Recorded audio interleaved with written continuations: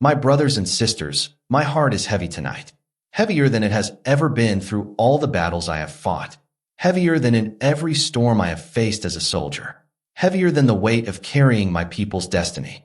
Last night, when the news reached me, I felt as if my chest had collapsed.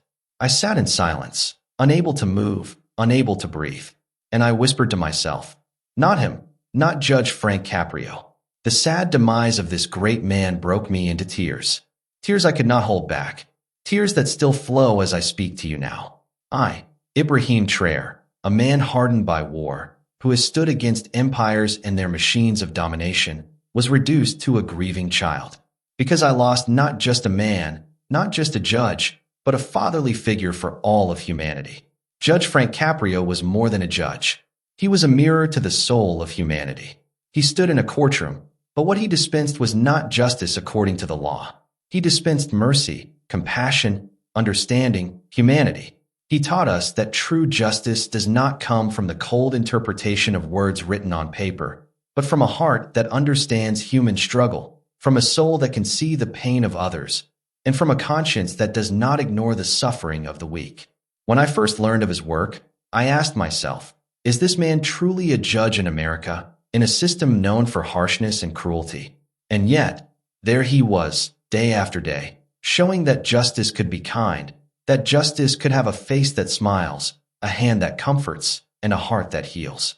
What pains me, brothers and sisters, is that men like him are rare. They are treasures in deserts of injustice.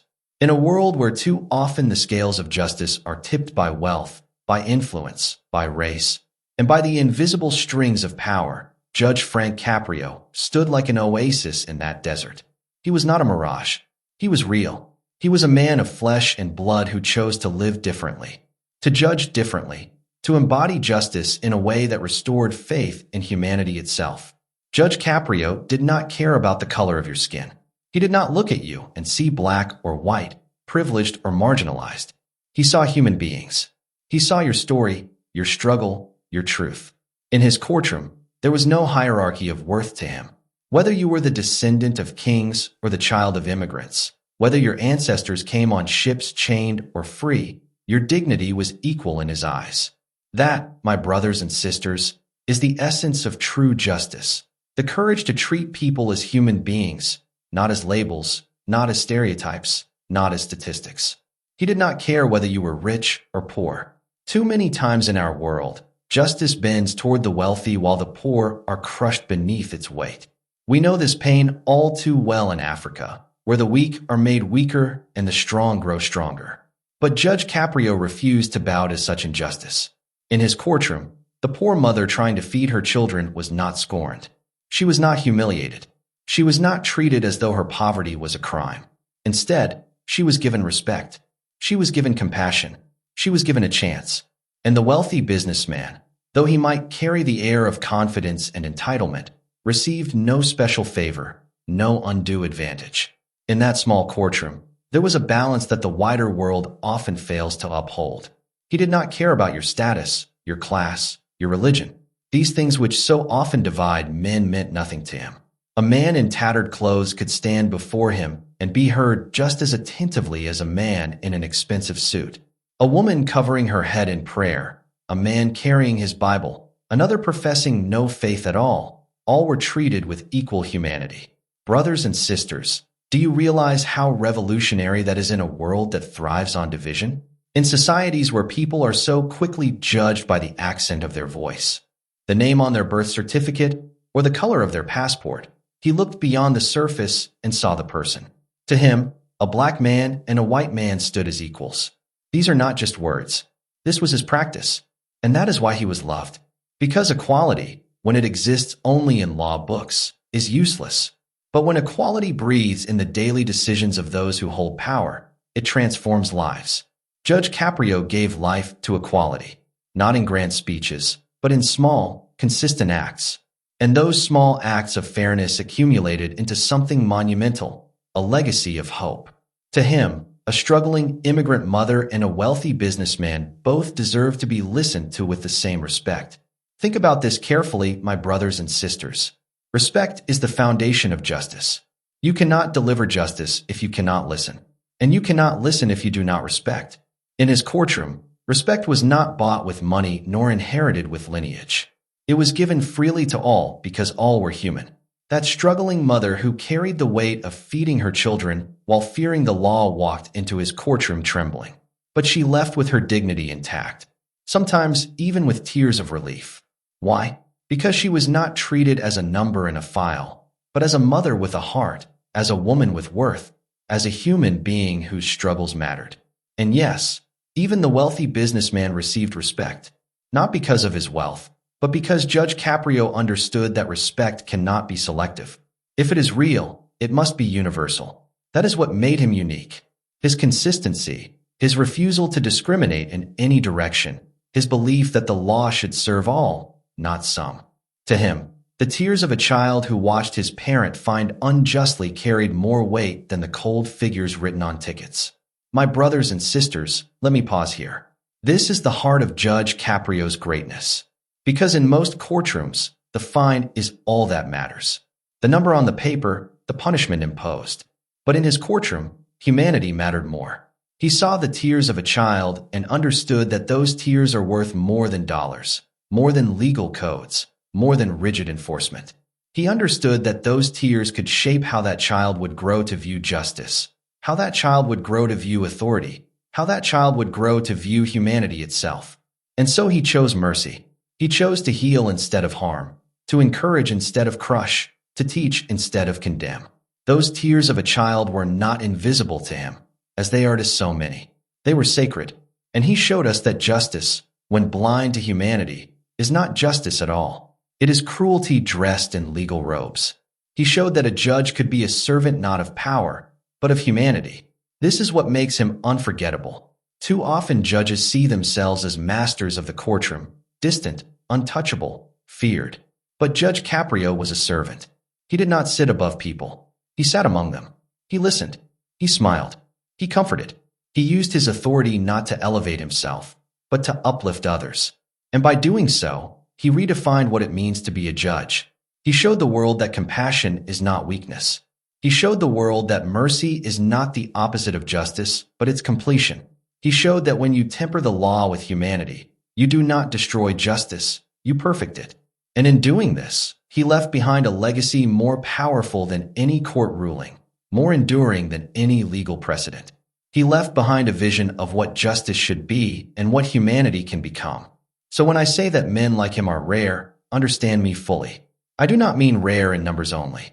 I mean rare in courage, rare in humility, rare in love. Because it takes courage to stand against a system that demands harshness. It takes humility to look at the poor and not see yourself as superior. It takes love to give respect to those whom the world disrespects. That is why he was a treasure in deserts of injustice, a light in places darkened by cruelty, a voice of humanity in halls often filled with indifference. And that is why we mourn him so deeply, because we know that when such treasures are lost, the world feels poorer. And yet his example remains, shining for those who are willing to see.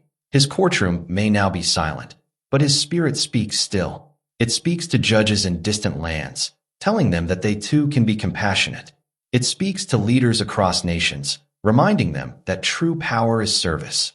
It speaks to ordinary people like you and me, urging us to treat one another with the dignity we all deserve. This, brothers and sisters, is why Judge Frank Caprio will never truly die, because his compassion has been sown into the hearts of millions. And seeds of compassion, once planted, cannot be uprooted. They will grow. They will spread. They will bear fruit in generations to come. Last night when the news came, I could not sleep. My body was tired, but my spirit was restless. I closed my eyes, but all I saw was his face. I tried to silence my thoughts, but they screamed louder. I lay there in the darkness, and in that silence, his voice echoed in my mind. The calm voice, the warm voice, the voice that brought comfort to so many who stood trembling in his courtroom.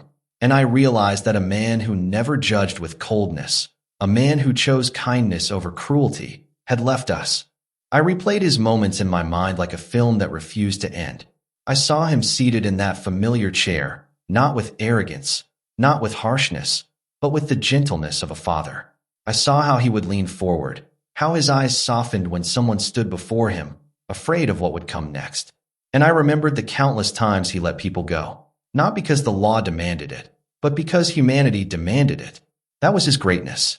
He understood that the law without compassion is a weapon, but the law with compassion is a healing balm. I remember the stories of single mothers struggling to pay rent, struggling to feed their children, who walked into his courtroom as if carrying the weight of the world. Their hands trembled, their voices cracked, their eyes filled with worry. They feared that one more fine, one more punishment would crush them completely.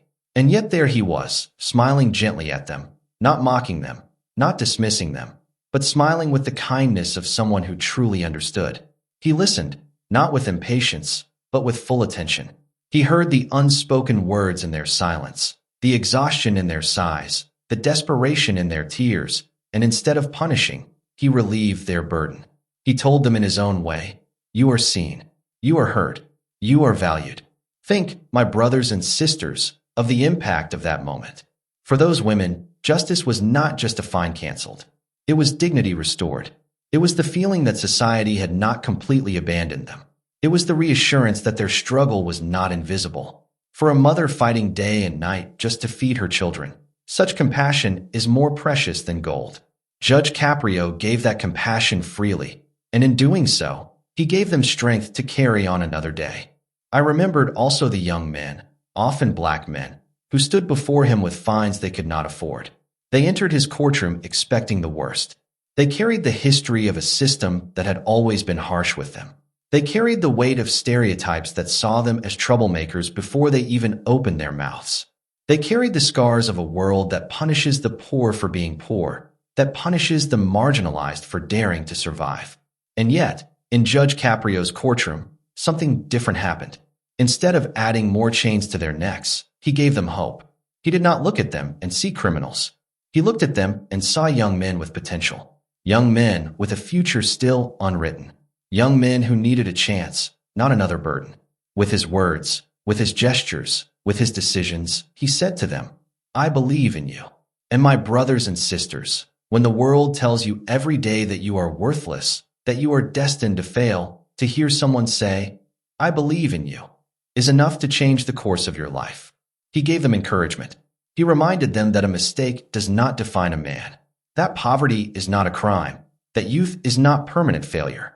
He gave them the chance to rise again, and that chance was sometimes all they needed. How many of those young men walked out of his courtroom with their heads a little higher, their hearts a little lighter, their future a little brighter? How many of them chose a better path because one man in one courtroom decided not to crush them, but to lift them? We may never know the numbers. We may never know how many lives he saved from falling into despair. We may never know how many souls he rescued from drowning in shame. But what I know deep in my heart is that they are countless. Because when a man like Judge Caprio sits on the bench, his influence does not stop at the walls of the courtroom. It travels beyond. It follows those people into their homes, into their neighborhoods, into their children's lives. It shapes how they see the world and how the world sees them. Think of the child who sat quietly in the back of the courtroom watching his father or mother stand before the judge, fearing humiliation, fearing punishment. Think of that child watching as Judge Caprio smiled at their parent, spoke kindly, showed understanding, and gave relief. That child did not just see a judge. They saw a human face of justice, and that memory will never leave them. That child will grow up knowing that not all authority is cruel, not all judges are merciless, not all systems are broken. That child will carry the seed of hope planted in that moment.